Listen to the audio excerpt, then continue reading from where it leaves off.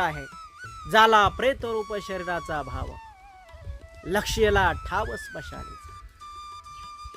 प्रेताला पाणी पाजलं तरी ते सुखावत नाही आणि अग्नीनं दहन केलं तरी त्याला त्या अग्नीचाही त्रास होत नाही. निंदा असो की स्तुती असो, निंदा स्तुती सम मानिती जय संत, पूर्ण धैर्यवंत साधू ऐसे.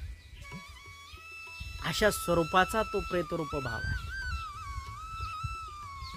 आणि मग स्मशान आम्हाला किंवा इतर प्राण्यांना जातात ती जागा म्हणजे स्मशान आहे.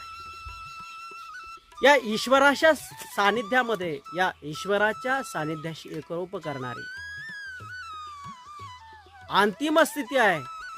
अनंत काळासाठी ती साधना आहे आणि त्या साधनेनं प्राप्त झालेलं अजरामर जीवन म्हणजे स्मशान आहे. म्हणून तुकोबाराय सांगतात की माझं जे काय लक्ष्य आहे